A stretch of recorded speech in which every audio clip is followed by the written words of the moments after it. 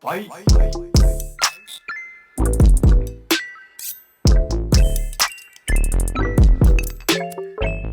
Welcome to the Hotspot. I'm your host, Arman Dezfuli-Arjomandi. Well, it is almost time. Light Hotspots Activation Day is happening on May 11th. It's going to be one of the most consequential updates to the Helium network ever, and we are all counting down the days until the switch flips. Today's guest is the perfect person to help us understand the Light Hotspots activation. Coco Tang is Director of Product at Nova Labs, and she has overseen many of the projects that have happened within the Helium community and ecosystem in the past few years. Coco's explanation of Light Hotspots is excellent, and she was able to help me clear up my knowledge gaps about how Light Hotspots are tested with the manufacturer community and how validators will be affected. Also, be sure to listen to the end for a bonus preview of the new Helium Wallet app. Coco gives an overview of its features, and we talk a little bit about the new security implications of this app. I want to thank Coco so much for taking the time to do this podcast. Here is our interview. I hope you enjoy. Coco, welcome to the show. Hey, Arman, how's it going? It's going great. A sunny, beautiful morning here in California. It is so great to finally have you on here. I think you're probably one of the most recognizable names in the Discord. She's Cokes for people who don't know. And you're also a true Helium OG. From my understanding, you've been with the company for 6 years. That's right, yeah. Started at Helium back in, was it 2016? Yeah, back when we were doing kind of hardcore IoT stuff, trying to figure out how to get sensors to communicate over 802.15.4. Wow. So you've seen pretty much every era of Helium's development. Can you talk a little bit about how you got involved and what are some of the phases you saw that led us to where we are today? Absolutely. So my undergrad was in kind of biotechnology, and when Helium first started and when I was approached by Helium, it was very much into the hospital and restaurant sensing space. So understanding when medications have reached above or below a critical temperature, air pressure within hospitals. That's what really interested me, and I wanted to be challenged by a hardware company. Up until then, I was purely working on software, on mobile, very user-facing, and also had some experience at BlackBerry, understanding how to make phones, how to communicate with others in terms of making apps, localization, bits like that. And so the journey from Helium and when I first joined, when it was doing like the vertical sensing space, after that we moved to create a platform for developers to connect their sensors to gateways. And we were doing that for a little bit, and it was tough to get traction because we need to create coverage first before sensors can start communicating their data to the internet. And I think the New York Times article references this as a whiskey-fueled all-hands. Not quite how I remembered it, but an engineer did say, what if we incentivized coverage with the blockchain? And that's where the whole idea stemmed from. And so my part in the creation of this network really was focused on how do we get not just people interested in crypto, but really your everyday mom, dad, grandma, grandpa, friends, nieces, nephews, daughters, and sons. How do we get them interested enough to want to put one of these in their homes to create this coverage, ubiquitous coverage? And not only that, how do we make it so easy for them that we completely obfuscate the most difficult part of crypto?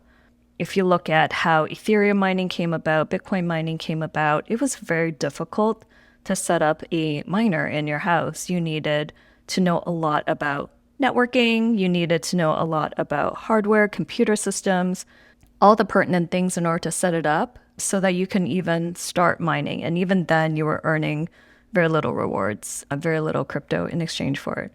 And so our goal really was to make it as simple as onboarding a smart speaker, like a Sonos in your house. And that's what we were striving for. And I think we did achieve that. Definitely, especially with the original Helium Hotspot, which is still my favorite experience out of all the manufacturers. Sorry to all the manufacturers I purchased from. Yeah, you guys have done a lot. And yeah, so many things you just said resonate with me. I think you and I come from very similar backgrounds in terms of experience. I also started out in the mobile space, like user experience focused, product focused, just very excited to build things that people find intuitive and useful. And you guys have succeeded to a great degree in the goals that you just stated, right? There's over 700,000. We're about to cross 750,000 hotspots, which I blows can't my believe mind it. Yep. every time. And the user experience that's been created is such that people from all walks of life and all ages can participate. And that's exactly what I've seen firsthand. Kudos to the team for pulling that off. Thank you. How do you view getting from that initial point of creating a great user experience to now, which is we've got this crazy bustling network that is grown beyond anyone's wildest dreams and now has to be optimized to get to the next level of scalability? How did we get here? And then what is coming next to fix the issues that the network currently is experiencing? Yeah, great question. So right now, the Helium network is the largest decentralized peer-to-peer network in the world with, like you said, over 700,000 nodes or hotspots, over 1 million blocks on our blockchain, and 3,000 plus validators, a bunch of routers, all storing a copy of this blockchain, which is over 1 million blocks big. And each block has, 800 to 1,000 transactions. And we get a lot of throughput on our blockchain. And when we first built the hotspot, it was built on a Raspberry Pi 3, which was, we felt it was adequate at the time. We never imagined it to be as successful as it is, with as many hotspots on the network, as many blocks that it has. And so it became pretty obvious, maybe like a year ago, that these hotspots and the little computers that are inside all of them needed either a major upgrade or a major reduction in what it was trying to store and compute. And taking a step back, each hotspot has the job of verifying all transactions that they store, because effectively hotspots act as a full node on the blockchain, which means they store every single block on the blockchain. So if you look at your hotspot in your house right now, there's over 1 million blocks of information stored on it. And that can take quite a toll on the hotspot. And it manifests itself as SD card problems, as the hotspot being unable to sync because it's just run out of memory or it's just run out of power to be able to compute all the new blocks that are coming in and unable to validate all of that. And so with the inability to sync, it further manifests itself as unable to participate in proof of coverage, which is not what we want, because the whole point of this network is to provide coverage for devices. In order to provide coverage, you really have to be synced to the blockchain. And we've seen that because they're unable to do so, it no longer is providing the service that the network wants it to provide. And so a year ago, we thought about how can we make this better? How can we learn from our growing pains and make this a more sustainable future for us and future-proof the growth from 750,000 hotspots to 5 million, 10 million, 2030, et cetera. Like, how do we get from this little world that we have of coverage into full ubiquitous global coverage? And ever since the introduction of validators, who are also full nodes, that has taken over the consensus group function of hotspots, we thought, okay, if validators are storing a full node themselves, why don't we ask them to take on the work of storing the entire blockchain for hotspots? And that's where the idea of light hotspots came from, right? These hotspots can give up the blockchain so that they don't have to sync anymore, so they don't have to process all of that extra data. And what if these hotspots just asked a validator, hey, what block are we at and what should I do with this transaction? What if we did that? So that's kind of where the idea of hotspots came from. It makes a lot of sense. So you're basically taking this very low-powered hardware, which has been distributed in these 700,000 plus nodes on this network, and sort of distilling it down to its true purpose, making it only run the software that it strictly needs to run in order to communicate with the LoRa radio, send and receive packets, and understand when it's challenged and understand when it needs to beacon. and understand where to send its witnesses and not necessarily play the role of being a full blockchain node, which the hardware in the hotspot nodes is just really not made to do. Not to mention that the internet connections that these hotspots are often behind, they may be a 3G portable modem or something like that, that is just not cut out for all this back and forth peer-to-peer syncing activity that being a node in the blockchain entails. That's exactly right. Great. So I'd love if you could help us distill the term light hotspots. I think that there's a little bit of confusion. Does the term mean software? Does it mean hardware? Am I going to need to buy new hardware? So what exactly does the term light hotspot mean? And what does it mean for existing hotspot owners? Great question. So light hotspots basically does not store the full copy of the blockchain. That's what makes it light. It's not full because it doesn't have a full node, and therefore it's light. And this light hotspot is going to be a over-the-air software update that is going to be released by your hotspot manufacturer. So as a hotspot owner, if you have a hotspot or if you have one coming that you may have pre-ordered a while ago, all you have to do is just leave it plugged into the internet, and the hotspot will be smart enough to download the update, install it, and then when we activate light hotspots in May, it'll know exactly what to do. It'll know to stop syncing the blockchain. It'll know to find a validator for block information. And it'll know what to do with the challenges that are created by validators. And that's a little surface level of what we expect to happen. Of course, there's quite a bit more that goes on behind the scenes and on the network side. So in addition to these light hotspots not storing a full copy of the blockchain, as a result, a lot of other common issues are effectively gone. So you had talked about some networking concerns as a full hotspot when you do the back-to-back peer-to-peer communication. I'm sure the community has heard of the term relayed and how do I get myself out of a relay, because being relayed means you effectively earn less mining rewards because you're now connecting to a hotspot that's connecting to another hotspot. And this sort of broken telephone system means that by the time you tell the challenger, whoever you're trying to talk to, about what you saw, you've timed out. And so with light hotspots, because it no longer needs to sync the chain, it's just directly doing a one-to-one communication to a validator, you don't need to worry about that anymore. You don't have to go through this network of hotspots in order to make your message come through. You just have to talk to one person, and that person is your validator. That makes a lot of sense. So yeah, there are various issues that are solved here for the end user, and it seems, as you're saying, it's just going to be an over-the-air software update, just like any other software update they've ever received. They don't have to do anything. When the light hotspot software is available, it will sort of magically appear on their hotspots, and the only noticeable change that they will see is their hotspot might act more consistently, and maybe when they touch the box, it might be a little cooler. Another benefit is that for kind of the more original hotspots that have been around since the beginning of the network, because they're based on the Pi 3, they're probably, I wouldn't say dead, but like in a coma. So with this new light hotspot software update, it's likely that these comatose hotspots will come back to life. Yeah, that's quite interesting. I've seen that firsthand as well. As you said, they're running on older hardware. They only have 1 gigabyte of memory, and they can struggle to stay in sync. And I watch the numbers somewhat regularly to see how many total hotspots there are and how many are online.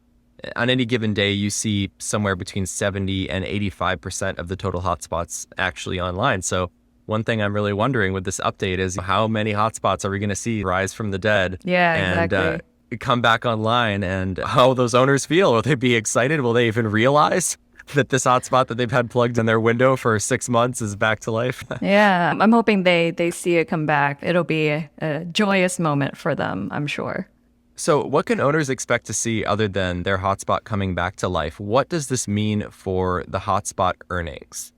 Great question. So when these hotspots install the light hotspot update and we activate it in May, what they can expect is, as you mentioned earlier, more consistent mining. Validators create challenges now in this new world.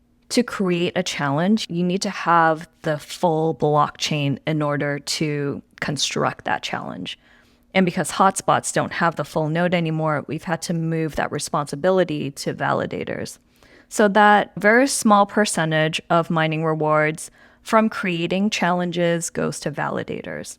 Now, that's not to say that the hotspots are now earning much less. Not entirely true. Hotspots can now continue to mine by beaconing, so it'll receive these challenges from validators.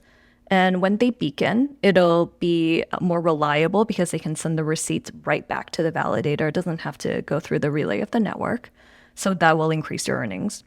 Hotspots that witness that beacon also can send the receipts directly back to the validator, and that will be more consistent and more reliable, and you would probably see an earnings change in the positive direction. So lastly, the data rewards. So the way we have our rewards emissions is that the balance of everything that's not POC, that's not consensus, that's not security reward, is for data transfer. Now, the balance of that, which is up to 33%, will now go strictly to the hotspots pool of beaconing and witnessing. So validators that create challenges don't have access to that pool, right? In the past, hotspots, when they were challenging, it's possible that they would get additional increase in rewards because they were pulling from that same data rewards pie. But now it's just the hotspots, and it continues to be the hotspots because the hotspots are doing the work of data transfer. And so the balance of that will continue to go to hotspots.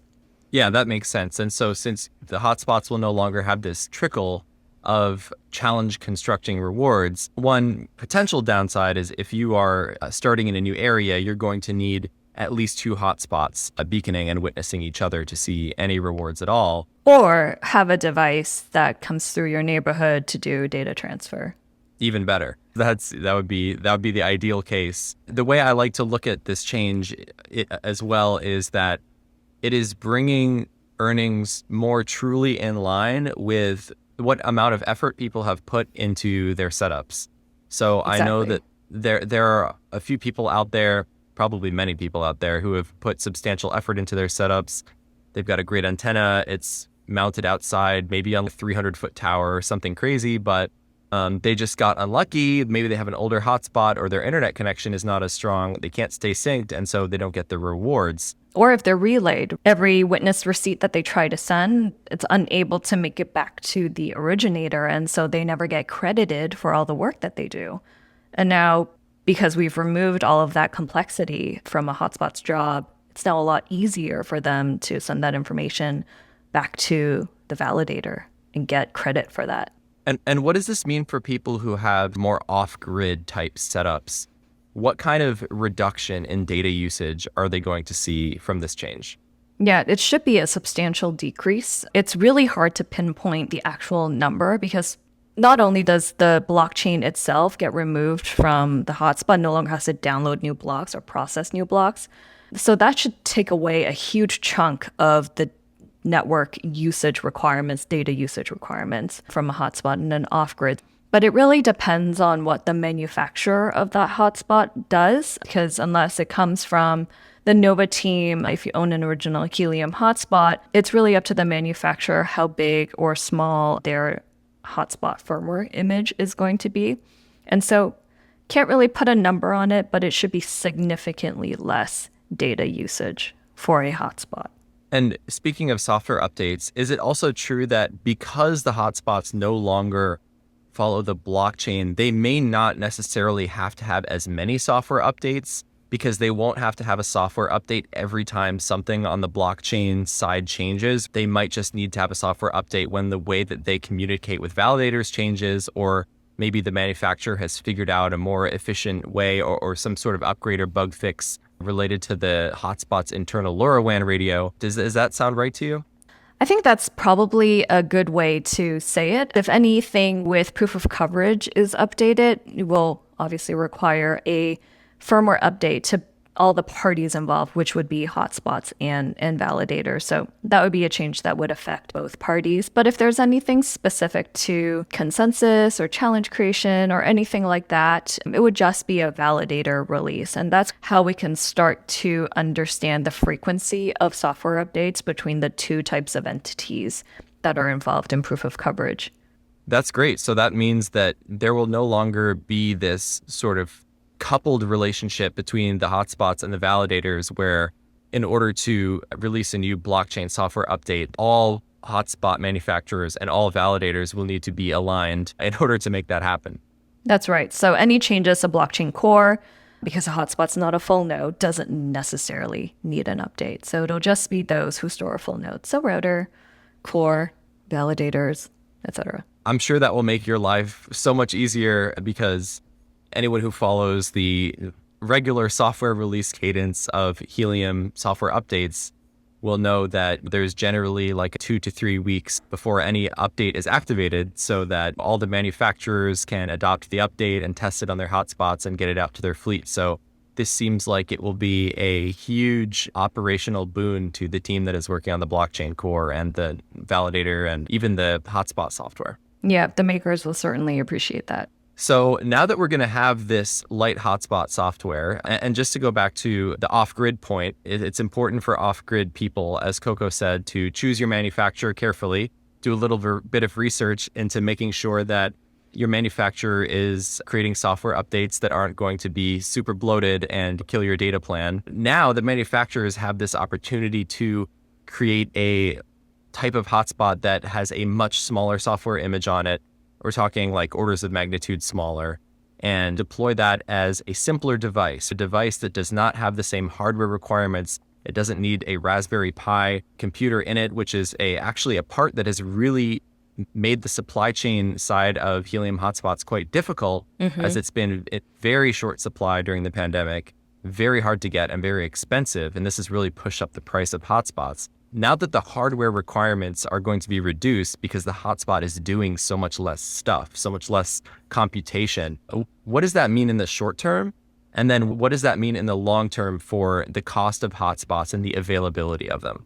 Great question. So right now, because of manufacturing and the supply chain issues, despite our efforts to make hotspot hardware function on lower compute components, it's hard for us to see a drop in hotspot prices in the short term, only because we're constrained by other factors that are obviously outside of our control. That said, over time, we should be able to see new hardware that is made specifically for the light hotspot software. So that would probably mean instead of a Raspberry Pi 4, it can just be a lower compute little CPU module that is a lot cheaper to manufacture and probably more readily available, which means as a manufacturer, you can kind of reduce your BOM costs so that your MSRP price can also be reduced.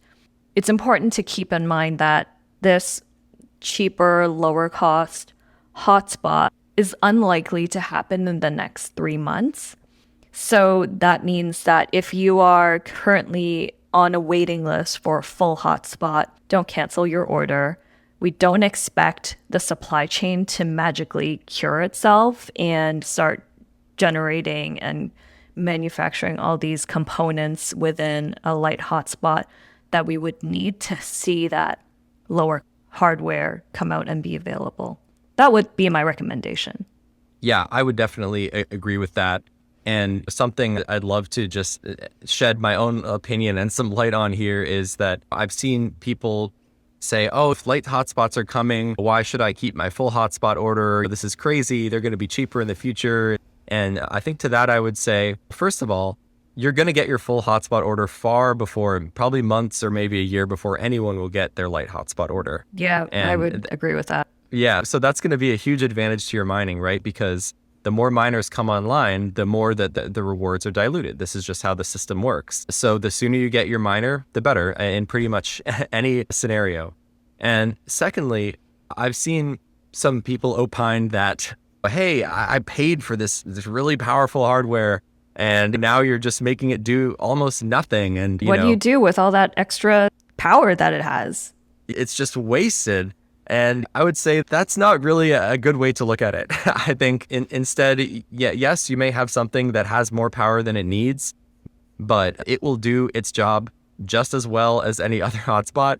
There will be no advantage or disadvantage to owning a full hotspot versus owning a light hotspot.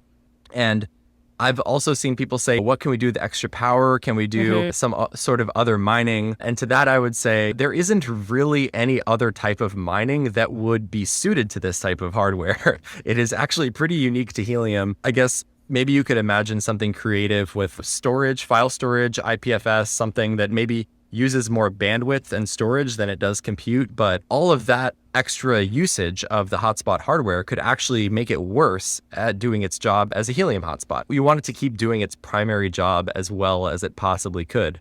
The way I view this personally is if the hardware cost can be reduced, this just means that the network will be able to grow even more in the future.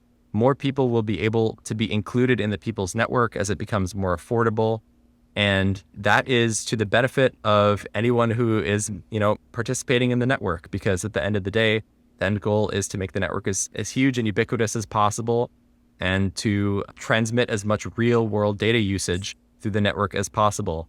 And light hotspots are just basically the next step in hardware and software in order to facilitate those end goals.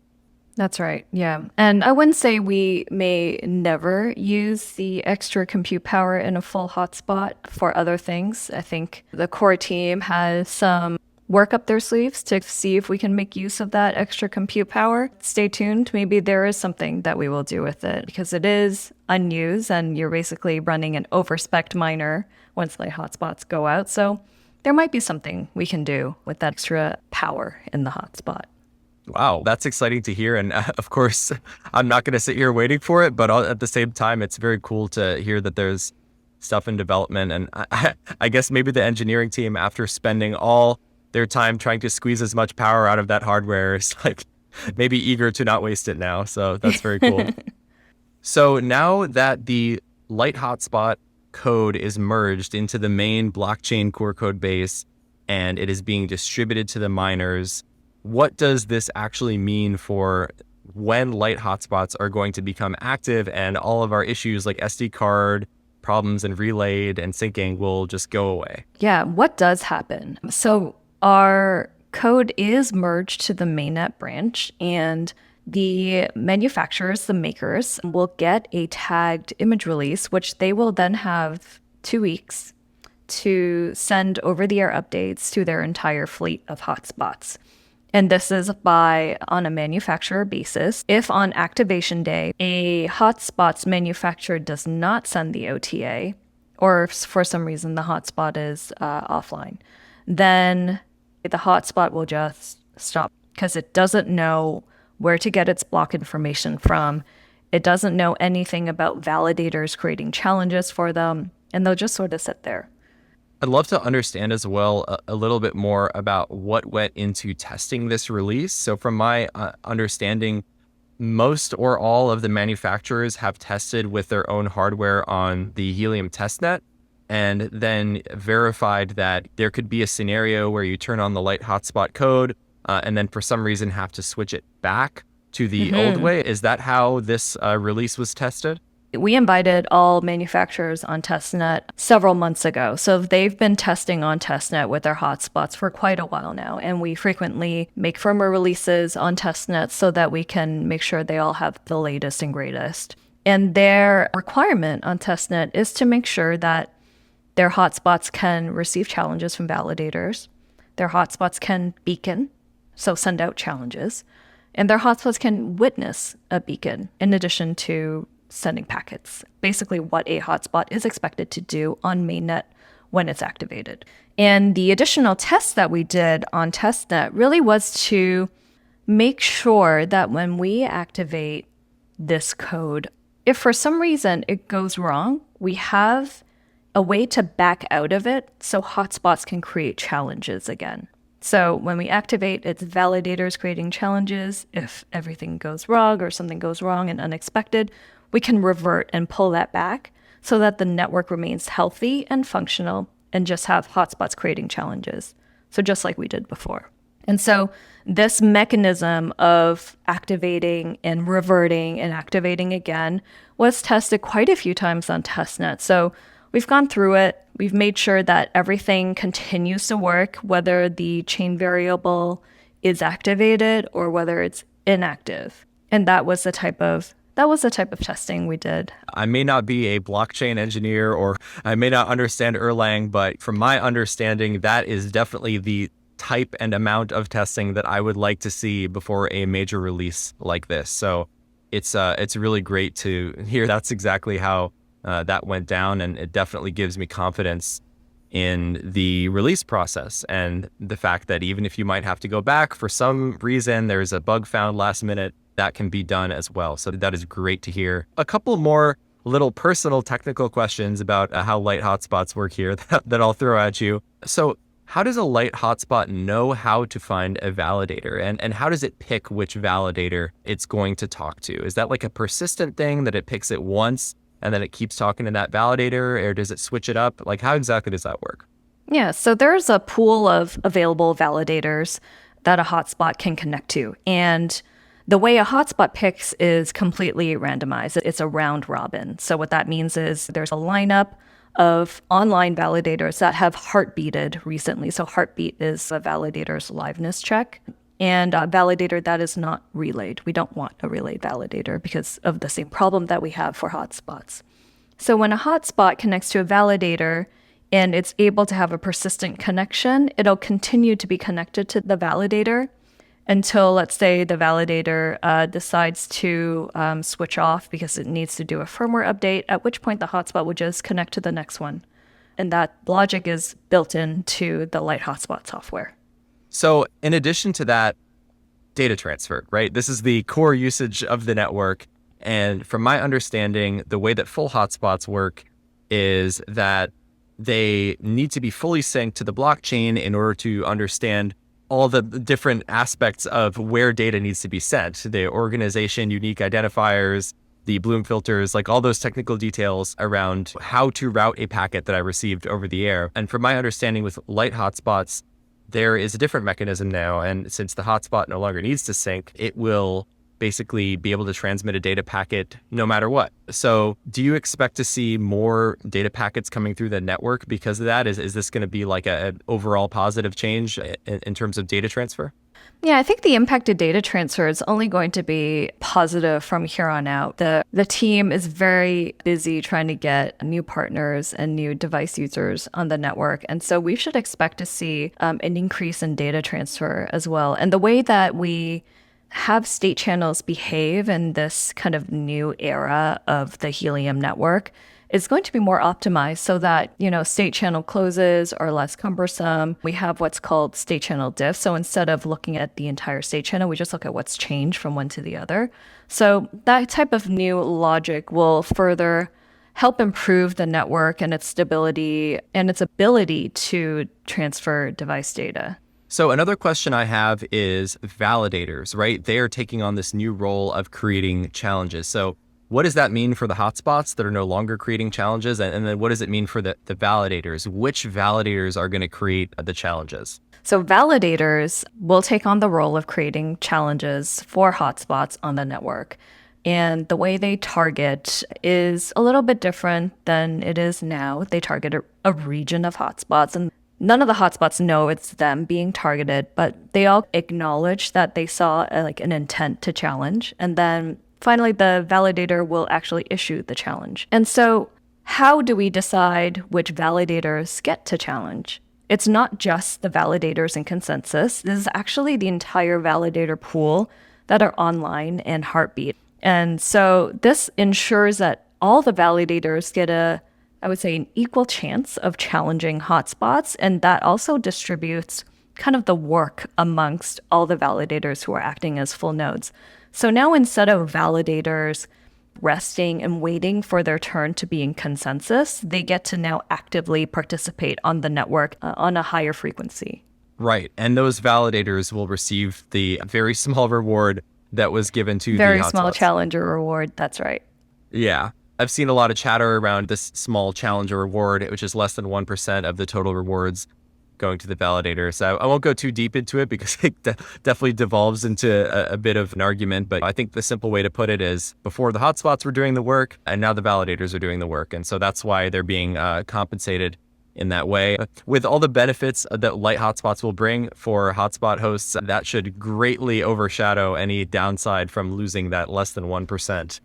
That's right. And the data transfer rewards are still going to hotspots because the hotspots are still doing that work. So any extras left over from that for each epoch continues to go to hotspots. Yeah, and long term, like the greatest earnings potential is absolutely with hotspots as the data transfer ramps up. So other than light hotspots, I hear something else is becoming a little bit lighter, and that is the Helium Hotspot app is transitioning over to a much lighter, simpler, more intuitive and more fun Helium Wallet app, which I've been lucky enough to try in beta, and I will say is very slick. It adds a bunch of features like being able to have multiple wallets in one app and being able to connect a hardware wallet. So where are we in terms of wallet app development, and what are you excited about for this wallet app release? Yeah, thanks. So the wallet app is an entirely separate app from the Hotspot app. And the reason we did this is we wanted to create something that really is your identity on the Helium network and kind of sets us up for a lot of the future things that we want to build on top of the Helium network. This wallet app, it's really about managing your tokens and what you can do with it, your HNT, maybe your DC, and anything else that we may dream up down the line. So to support that, we really wanted to add multi-account support. I know that was something that a lot of people had been asking for the original app because it was only, you can only sign into one account at one time. And if you're a fan of OPSEC, you obviously have multiple accounts, right? And this new wallet app really enables you to keep track of everything and be able to send from all various accounts. So you don't have to sign out and sign back in several times. What's also amazing about this new wallet app is that we've improved the security, and it actually has support for a 24-word seed phrase that some folks are familiar with if they created a command line wallet. You can import that command line wallet that's made up of 24 words into this wallet app, and any new accounts will default to 24 words. But that's also backwards compatible. So if you want to import your old wallet using the 12-word method, you're very much welcome to do so. What's also more exciting here on the wallet app is Ledger support. So if you have a Ledger Nano X, so that's the hardware wallet that has Bluetooth, you can actually pair with it to the wallet app in order to see your account balance and even sign transactions from it. This is a really big improvement, really, to the experience of a user with a Ledger hardware wallet, because otherwise you would use the command line in order to interact with it. Not everybody is comfortable doing that. And so by allowing us to pair with it to the phone where there's a nice slick UI for you to interact with, it takes the complexities out of operating that wallet.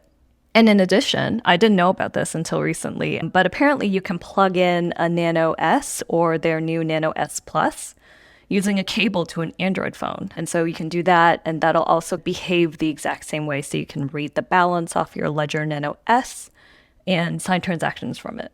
That hardware wallet support is so exciting, and I highly recommend anyone who's storing anything that they consider a significant amount of HNT to invest in a hardware wallet. It will increase your security drastically. And yeah, this user experience upgrade is wonderful. From just the slickness of the wallet app, like I love little animation when you send HNT, to the hardware wallet support and the multi-account support. It really has a dream checklist of all the things that you would want in a wallet app.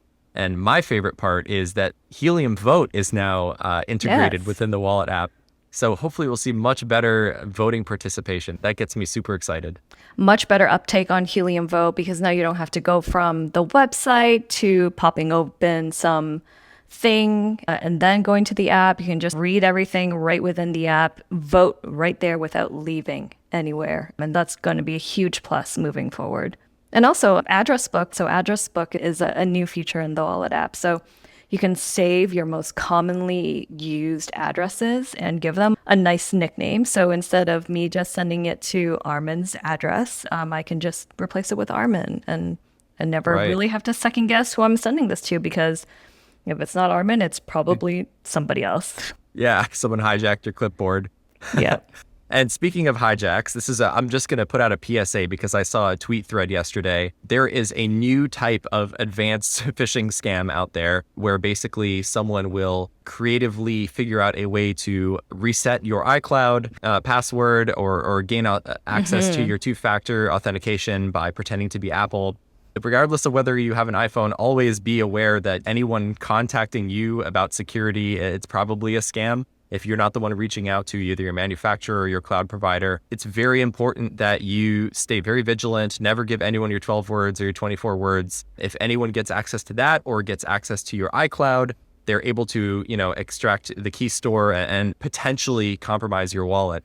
And once it's compromised once, you don't get a second chance. There's no support line to call. Hardware wallet, highly recommended. Store that seed phrase offline. Never email it to yourself. Never write it in a notepad or sync it anywhere online. Don't put it in your password manager. Never screenshot it. Don't screenshot it. Definitely don't whisper it in your friend's ear. Whatever type of creative vulnerability you might be able to create for yourself, just store it offline on paper. Keep it in a super safe place, and I'll leave it there. There are a lot of different things you could do to safely store your key phrase, but just make sure, if you're going to do anything more creative than keeping a piece of paper or in a vault or in a safe or whatever, that you really do some serious research on what it actually means, because there are some common misconceptions around the idea that separating your seed phrase into 6 words and 6 words or something would be secure, and it's not. Do your research. It's a bit of a tough topic, a little bit of a learning curve, but this is how you protect yourself in this new world, where you can't just call the support line to get your funds back if something bad happens. So yeah, there's no way to also recover your words if you lose it. There's, again, no hotline. Each 12 or 24 word seed phrase corresponds to one wallet address. And if you happen to enter any one of the words incorrectly, it could get you into a functional wallet, but it's not your wallet. So that's the number one way to check if you entered your words right or wrong. And actually, a great feature request from a mentor in the community was requiring you to enter your 12 words before you sign out. So you don't accidentally sign out without considering that, did you write down your seed phrase? Because if you sign out, you may not be able to get back in. Yeah, that's brilliant. I think that's an amazing, essential feature to add. I actually did that to myself once. I logged out accidentally and I was like, uh-oh. But fortunately, I had the seed phrase available. But yeah, these are just little user experience things that we could always make the user experience of Helium better and more foolproof. Ultimately, that is what will continue to make it the project that everyone will be able to be involved in. And so I'm glad that the team at Nova and the community and any developers who may be contributing are thinking of these things and thinking about how to protect users. It's really number one, right? If we can't protect our own users, it's going to be very hard to build the network we want to build. Keeping that top of mind is really key. No pun intended. and Coco, just thank you so much for joining. I think you did an amazing job explaining Light Hotspots. As for the wallet app, how can people get access to that? Yeah, in our Discord community, discord.gg/helium, there's a channel called Beta-Wallet. And in the pinned messages, there's actually instructions for Android users and iOS users to sign up and to get early access to the wallet app. If you're not comfortable running beta apps, then production release will be probably sometime next month. Great. Yeah, I highly encourage everyone to either, if you're an early adopter, get on that beta, or if you're not, just try it out. A reminder, you don't have to switch over all at once. You can have the old Helium Hotspot app and the Helium Wallet app on your phone at the same time to get used to it before you start doing everything on the Helium Wallet app. So definitely encourage anyone to do that. But the Helium Hotspot app will be deprecated eventually. Do we know a rough estimate of at what point that will no longer be receiving updates? Great question. I think for now, the Hotspot app will be around for quite some time. We're still making sure that all the various makers, I think we've got over 30 now, all have their own application available for their customers. And until all of them have that going in a good place where they don't ask you for their seed phrase, we'll have to keep everybody on the app until then. So no end date quite yet, but we're slowly transitioning various hotspot manufacturers off of the Hotspot app when there is a good, solid replacement. Well, great. I'm sure the users will appreciate having a longer time to migrate and learn something new. We will never leave users high and dry. Amazing note to end on. All right, Coco, thank you so much. I hope you have a great rest of your day and looking forward to hopefully doing this again sometime. Good speaking with you, Arman. Have a good one. Thanks. Take care. Thank you for tuning into the Hotspot. If you love our content, don't forget to subscribe on your favorite podcast platform. And if you want to maximize your impact, leave your honest review on Apple Podcasts. Your support helps us reach more listeners and educate them about the Helium Network.